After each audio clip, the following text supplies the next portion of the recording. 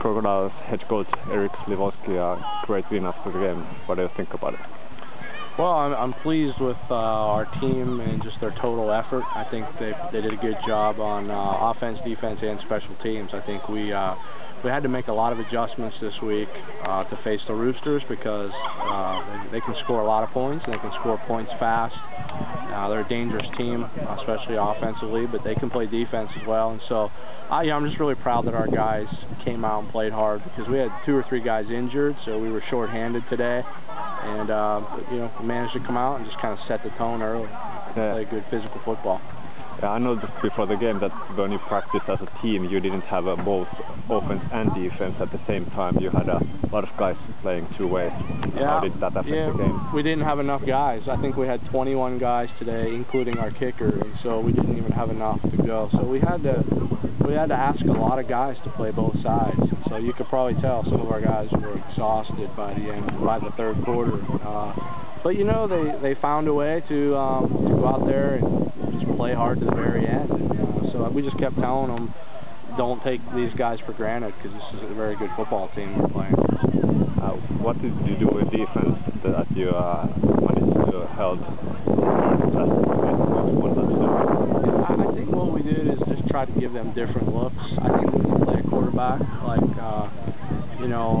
Robert Johnson, I think you have to mix things up and you have to bring pressure. I think if you sit back and just let him throw the football, he'll pick you apart. And so our strategy was just sometimes don't bring a lot of pressure, disguise our coverages a little bit, and then just really try to mix things up. Because I think when you get an offense like this, you can't completely stop them. You can just slow them down, but you just try to keep them off balance, keep them out of rhythm. If you can keep them out of rhythm, then you have a chance. Yeah. Was that that you kept them out of rhythm, that you took something like 5 interceptions today?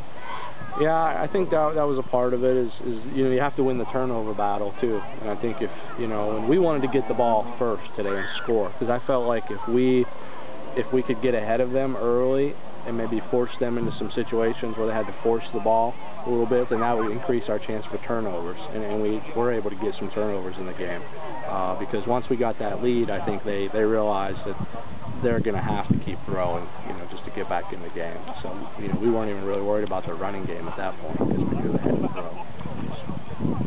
You're now 4-0 in the last 4 games, and you have your team looks a lot different than in the beginning of the season.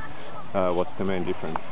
Probably more than anything is attitude. I think we have a couple new talented players. Our quarterback is really doing a good job for us. He's very, very efficient, very smart. I mean, he's like a coach on the field. Really makes excellent reads.